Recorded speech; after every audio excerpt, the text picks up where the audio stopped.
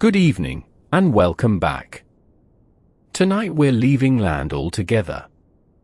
We're going to spend one full day, midnight to midnight, aboard a sailing ship in the 1780s, somewhere in the middle of the ocean, weeks from the last port, weeks from the next one. A ship like this is a small wooden world.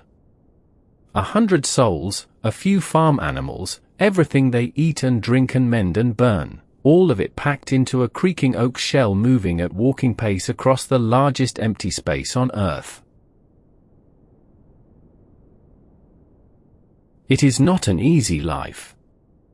But it has something our nights on land rarely have, the rhythm. Bells and watches, for hours on and 4 hours off, around the clock, around the world. Sailors live inside that rhythm so long it becomes their heartbeat. Tonight, we'll borrow it. There's nothing to remember, and nowhere to go, that's rather the point of a ship. Get comfortable, let the bed sway a little if it wants to. And come up on deck. It's 2 in the morning, and the middle watch has the ship.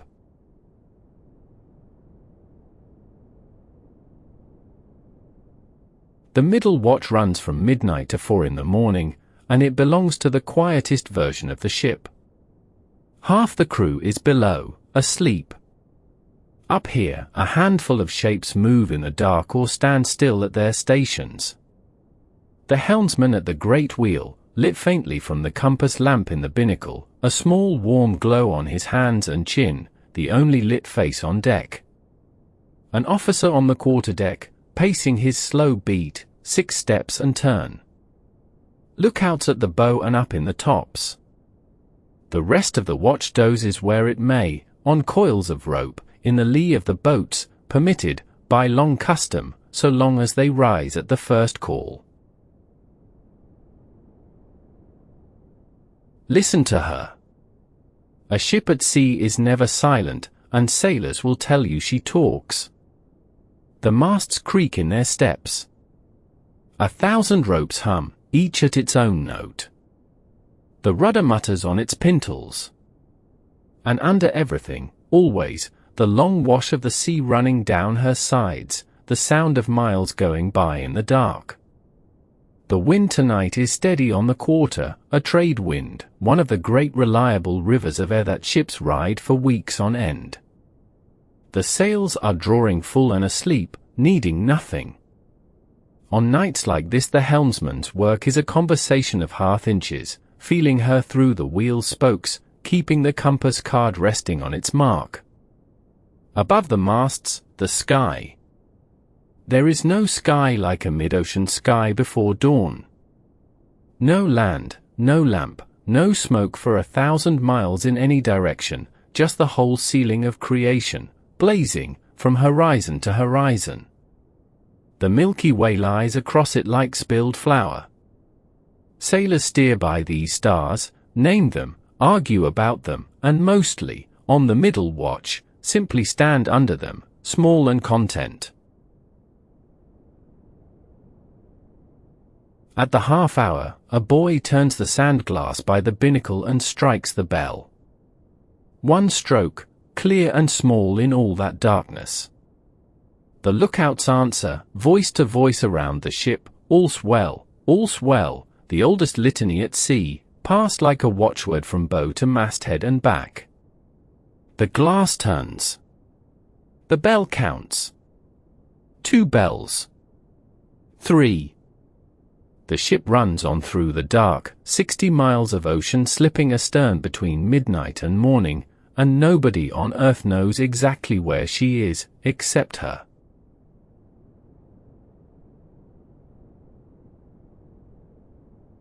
The east grays out slowly, the stars going in one by one like lamps being thriftily snuffed. Dawn at sea is not a place on the horizon, it is the horizon. The line between night sea and night sky, invisible for hours, quietly reappears, and the world has an edge again. The lookout in the foretop sees it first, and with it, his whole purpose, he sweeps the circle of the world, slow and careful, for the smudge of a sail, the loom of land that shouldn't be there, the white flick of broken water. Nothing. Nothing, in every direction, which at sea is the very best kind of news. With the light comes the ship's first ritual, washing her. The watch turns to with buckets, brooms, and blocks of sandstone the size of Bibles, holystones, the sailors call them, perhaps because you kneel to use them. Salt water sluices the planks, the stones grind fore and aft, in long scrubbing strokes, and the deck, which was already clean, by any shore standard, is scoured back to pale, bone-smooth perfection. Every morning. Regardless. It looks like fussiness. It isn't, quite. A ship is wood, rope, and tar, 1,000 miles from any help. Her only real defenses are vigilance and upkeep, and the morning scrub is upkeeper's liturgy, the day begun by putting her right. Besides, no officer ever found trouble aboard a ship whose decks were holystoned white. Idle hands are the enemy on a long passage. The stones keep them friendly. The smell of the morning, wet oak, salt, tar warming as the sun finds the rigging, and coffee, or the Navy's idea of it, beginning somewhere below, at the cook's coppers in the galley. The light strengthens. The sea turns from iron to slate to a deep working blue, and the ship stands out of the night complete, sails stacked in gold-lit towers, shrouds and stays drawing their web against the sky, her shadow running long on the water. A flying fish breaks from the bow wave, skitters an impossible 100 yards, and drops back in, the ocean's small morning joke, of which nobody aboard ever quite tires. 7 bells. The smell from the galley is now officially breakfast. Below, in the dim berth deck, the other half of the ship's world is about to be called back to life.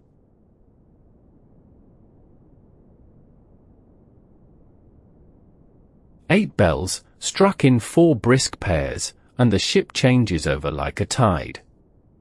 The boatswain's mates go below to the berth deck, where 100 hammocks hang in rows so close they touch, swaying all together with the roll like one sleeping creature. The call is ancient, loud, and entirely without mercy. All hands! Up hammocks, ahoy! With embellishments concerning lashing up and stowing that vary by mate and may not be repeated here. And the berth deck dissolves. Men roll out, feet finding the deck between one roll and the next. Each hammock is lashed into a tight sausage with exactly 7 turns. Tradition is very firm on the number, and carried up to be stowed in the nettings along the bulwarks, where the day's sun will air it. In 10 minutes, the crowded bedroom of 100 men has vanished entirely, and the space is just ship again. A sailor's bed spends the day rolled up in the weather like a loaf on a shelf, small wonder he treasures it at night. Then breakfast, by messes, the little families of the sea. 6 or 8 men to a mess, the same faces at the same swinging table every meal for the whole voyage, sharing pot and news and grievances. Breakfast is bagoo, oatmeal porridge, loosened with water, sweetened if anyone's sugar is holding out, and ship's biscuit, and the scalding dark brew the cook insists is coffee. The biscuit deserves its introduction, since it will attend every meal from here to landfall, hardtack. A flat, pale, 4-cornered slab, baked ashore months ago to the hardness of good intentions. You do not bite hardtack, you negotiate with it, soak it in your bagoo, wrap it on the table, break it with a knife handle. Yes, after months at sea, it may have livestock. Sailors tap it politely to evict the tenants, and eat it in the dark on principle. They also carve it, joke about it, and, in an odd way, respect it. Bread that cannot die is exactly the bread a long voyage needs. The new watch takes the deck, the old one is dismissed below. The wheel is relieved with its small ceremony, course and orders passed formally, spoke to spoke, so nothing is ever assumed.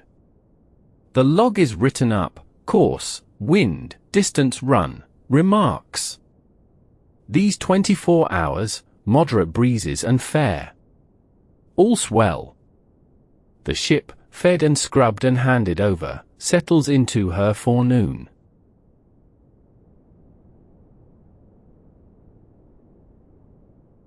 A sailing ship is a creature made of stresses, and the sea works at her every joint and fibre, every hour.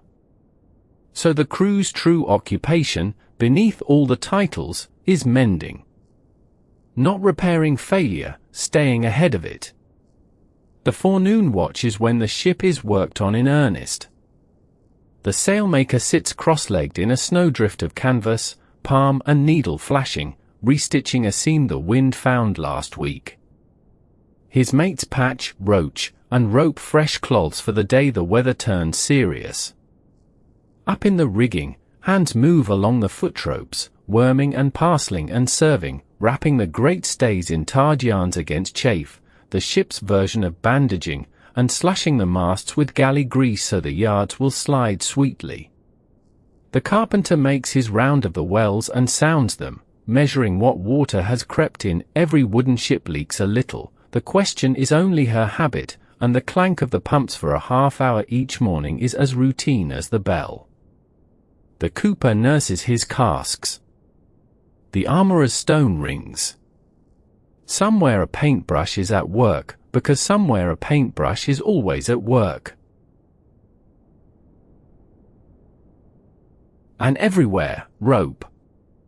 Miles of it aloft, and every yard of it inspected, tarred, turned end for end, spliced, or condemned in its season. Old rope is picked apart into oakum for caulking, new rope is stretched and blessed with tar. A sailor's hands do so much splicing that the marlin's pike lives on a lanyard round his neck, like a monk's cross. Watch an able seaman lay up a long splice, fingers weaving heavy strands with absent-minded precision while he carries on a full conversation about the cook's shortcomings, and you are watching 10 years of sea time distilled into 2 square feet. It is steady, absorbing, shoulder-warming work, done in the open air to the swing of the sea, with the ship drawing her 60 daily miles the whole time. There are worse offices in the world. Mid-morning, the small dramas, a school of dolphins takes station at the bow, stitching in and out of the bow wave, and the off-duty boys hang over the rail in raptures. The goat, we shall meet her properly at dinner, eats a sail patch and is prosecuted. A cloud is watched, judged harmless, and pardoned. The sun climbs toward its height. And on the quarter-deck, the officers are gathering with their instruments, because noon at sea is not just a time. It is a location. And the ship is about to find out hers.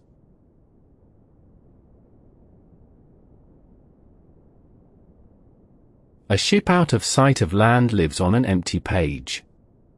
No milestones, no signposts, just the circle of water, identical in every direction, renewed every day. So where, exactly, are we? The answer is assembled twice over, and noon is its great moment. All morning the ship has kept her dead reckoning. Every hour, the log line goes over the stern, a board on a string, the string knotted at set spaces, a sand glass turned, and the rate at which the knots run out through a sailor's fingers is her speed.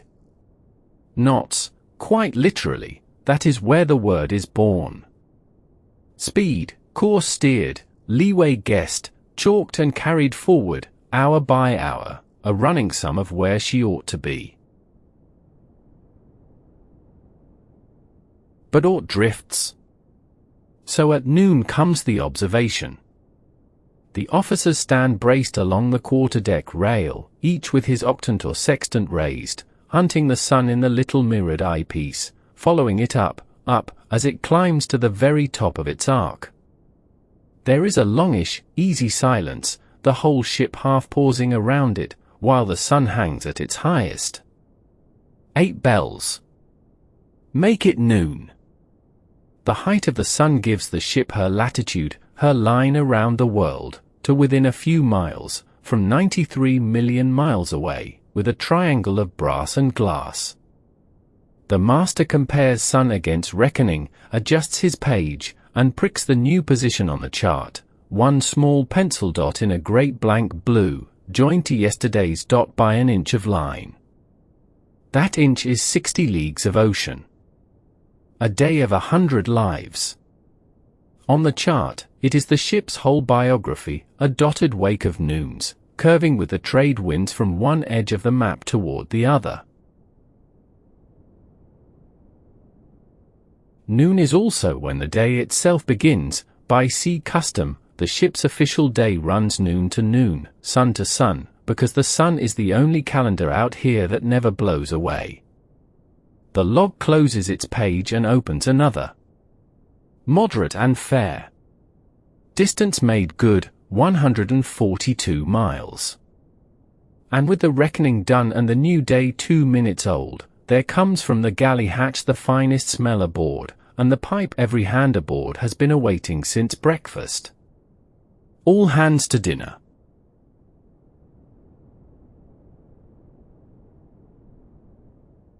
Dinner is the anchor of the sailor's day, and it is taken seriously by all ranks, the cook most of all. The mess tables swing down between the guns or from the beams, each mess's number painted on its kit. The cook, a fixture of legend on every ship, generally senior, frequently one-legged, invariably a monarch in his own galley, has had the coppers going since morning. Today is a beef day, great pieces of salt beef, soaked and boiled, with pease pudding, dried peas bagged and boiled to a firm, honest pudding, and biscuit, and whatever the mess's private stores can add. Other days it is pork and pea soup, banyan days, no meat at all, but cheese and bagoo an invention. The salt beef has crossed the world in its cask and has the character to show for it. Sailors carve it, joke that it takes a polish like mahogany, some genuinely polish a piece, into boxes and buttons, and eat it with the appetite of men who have been hauling rope in salt air since 4. Seasoning helps, hunger seasons best.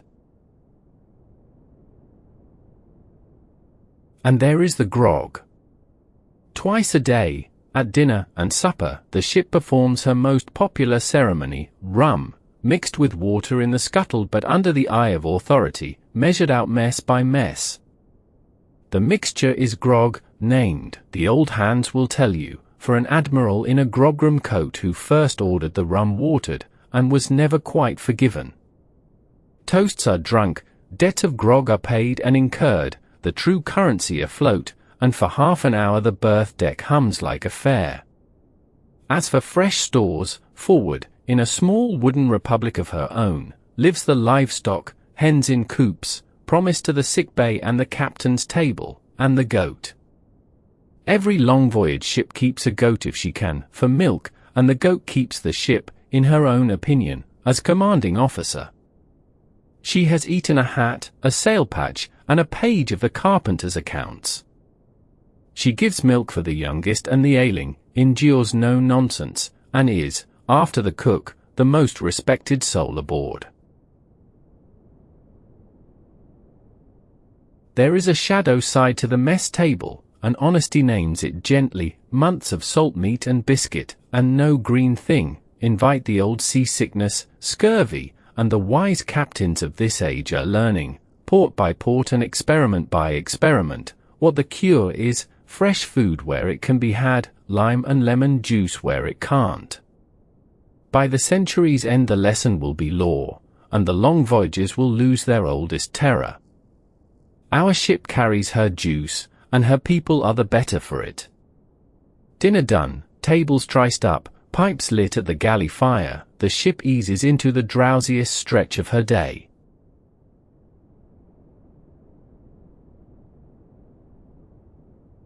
The afternoon at sea, in fair weather, is as close as a working ship comes to a nap. The trade wind does the sailing. The watch on deck finds shady employment, light work with small stuff, a painting party, the perpetual picking of oakum, at a tempo that would scandalize the morning. The officer of the watch walks his beat a little slower.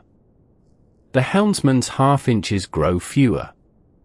The sea glitters to the horizon, empty and bright, and heat lies on the deck seams till the tar goes soft and prints the bare souls of the boys. This is the kingdom of the idlers, the sea's own joke of a title, for the men who work all day and stand no night watches, carpenter, sailmaker, cooper, cook, the rest of the day trades. While the watches turn about, for on and for off, the idlers keep short hours afloat, and get the name for it, with interest. Away aloft, a hand at the masthead keeps the lookout still, the circle swept, glittering and vacant. Once, a cry, sail, ho! And the quarterdeck wakes, glasses go up, the stranger's topsails are studied from the rigging for an hour, a far-off merchantman, standing away on her own business. Two dots on the same immense page, aware of each other for an afternoon. She dips below the edge of the world, and the ocean is private again. The small society meanwhile proceeds. The ship's boys have their hour of school with whoever aboard owns the most letters, sums, knots, and the compass rose recited like scripture. The surgeon airs his sick bay, a sprain, a saltwater boil, one man excused aloft. The captain takes his fixed afternoon walk, windward side, alone by custom, and the ship grants him his privacy at 2 yards distance in a wooden world where privacy exists by courtesy only. And under it all, the ship's own sounds go on, so constant that nobody hears them until, some day ashore, they lie awake missing them, the rhythmic creak of her working, the wash along the side, the small commotion of blocks when the wind draws ahead a point and the yards are trimmed, a dozen men, 3 haulings, a song to time the pulls, and quiet again. 7 bells, 8. The sun is well down the western slope of the sky now. And here comes the day's gentlest institution, the watch is split in 2, so that every evening, the whole ship gets a little holiday at once. The dog watches.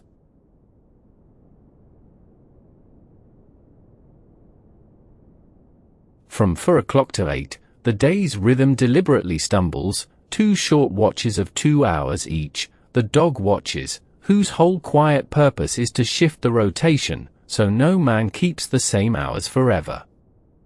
The seaman-like explanation. The practical result is that at some point in the early evening, nearly everybody is on deck at once, fed, off duty, and easy, and the forecastle becomes the village green.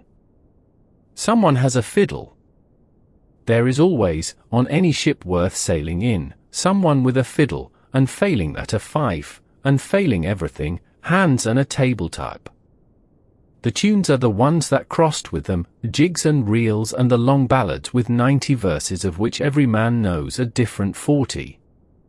Younger hands dance, real dancing, competitive, reviewed severely by the elders from the bits.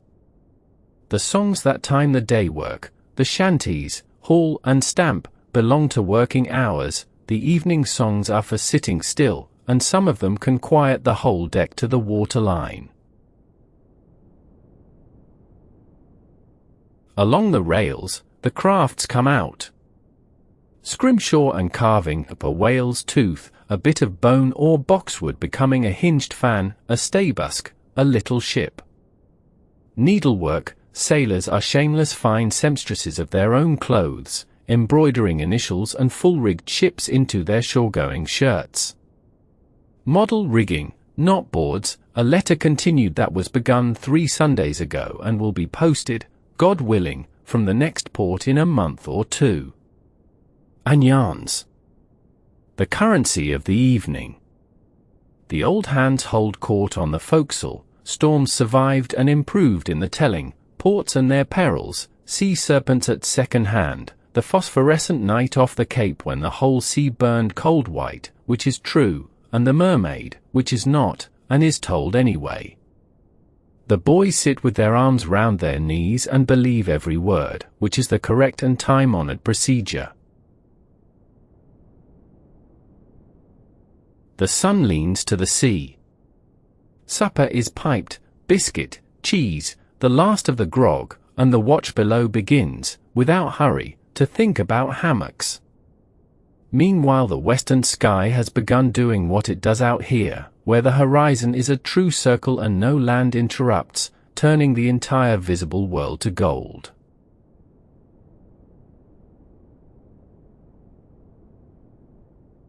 Sunset at sea is the day's one pure spectacle, and the ship, practical to her keel, pauses for it anyway. The light goes long and heavy, gilding the underside of the sails, setting the wake on fire astern. The sea's blue deepens to violet in the east while the west runs molten. Men doing quiet work along the rail face west without deciding to. Even the goat looks. There is ceremony in the hour, too. The colors, the ensign that streams from the staff, are taken in for the night with due formality. On a king's ship there would be the evening gun, a single blank thump rolling away over the water to mark the sunset watch. Our merchantman contents herself with the bell and the muster. The new watch is called and inspected, the lamps are lit and trimmed, lights aboard a wooden ship are counted, caged, and watched like fire itself, because they are fire itself, and the binnacle lamp takes up its long vigil over the compass card. The master glances at his weather with the closing of the day, the sky's grain, the swells set, the barometer's opinion. Fair, and set fair. To gallant stand, nothing to hand tonight. On harder evenings this is the hour of shortening down, canvas reduced while light remains, storm sails bent on, everything doubly lashed, the sea forgives preparation and punishes optimism. But not tonight. Tonight the trade holds sweet and steady, and the ship will run all night under the same wings she wore all day. The first stars come out in the east, in the violet band above the sea's edge, the navigation stars first, as if by seniority. The evening star hangs alone in the west over the last of the light, bright enough to lay its own faint path on the water. 8 bells. The first watch takes the deck. The other half of the ship's people go below, where the hammocks are down again and swinging. And the wooden world divides once more into its two nations, the watchers and the sleepers.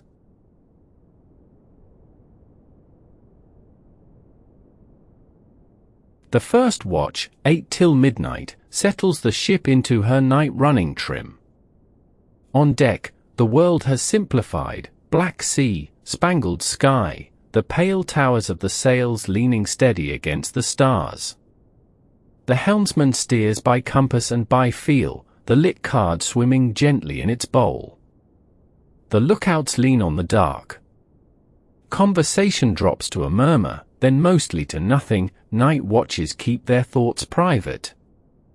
And tonight the sea puts on its strangest beauty. The bow wave breaks not white but lit, a cold blue-green light, glowing and tumbling, the wake streams astern like a comet's tail, and every dip of the log line drips fire that isn't fire. Sea fire, the sailors call it, the phosphorescence of warm water nights. Dip a bucket and it comes up full of faint stars, stir it, and it brightens. The boys of the watch hang at the rail, stirring the ocean with a deep sea lead line to watch it burn. The old hands have seen it 100 times, and they come to the rail too.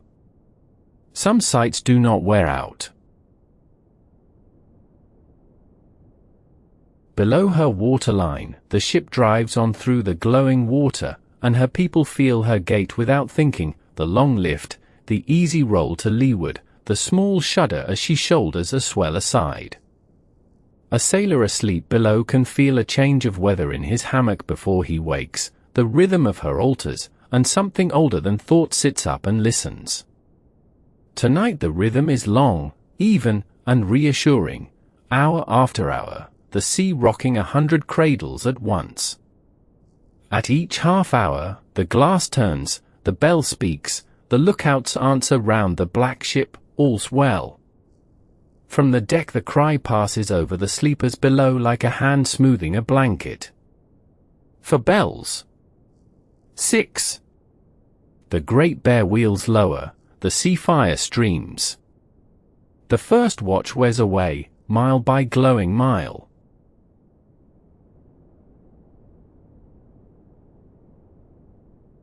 Come below now, down the ladder into the berth deck, into the warm, breathing dark where the off-watch sleeps.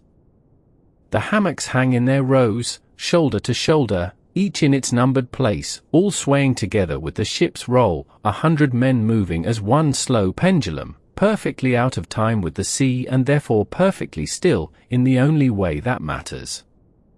This is the hammock's quiet genius. The ship may lean and labor, but the sleeper hangs level, rocked from directly overhead, weightless as a scale pan. Sailors ashore, in beds that will not move, complain bitterly. It is close down here, 100 sleepers, low beams, the galley's warmth, and it smells of tar, canvas, salt wool, and ship, a smell no sailor can describe and every sailor knows in the dark. A single caged lantern burns low by the ladder. Between the rows, the mess tables are triced up out of the way, sea chests stand lashed in their tidy streets, each man's whirled in a wooden box, shore clothes, needle and palm, a knife, letters, a carved fan half finished for a sister he has not seen in 2 years. And through the planking, all night, the ship talks in her sleep. The rudder grumbles softly on its irons. The masts work their wedges, creak and ease, creak and ease. Cargo shifts and knuckles with and settles. The sea runs its long syllables down the outside of the hull, an inch of oak away from the sleeper's shoulders. New hands lie awake the first nights, learning the vocabulary. After that, for the rest of their lives, they cannot sleep properly without it. Forward, the animals settle in their small ark, the hens muttering, the goat folded down at last, off duty. Aft, in his cot, the master sleeps with the chart of the day's noon fixed behind his eyes. In the long rows between, the watch below breathes as one. Overhead, faint through the deck, 6 bells, the answering calls, the wash of the wake. The wooden world, 3 inches thick and 1,000 miles from land, holds them all, watchers above, sleepers below, like a lantern held steady over dark water.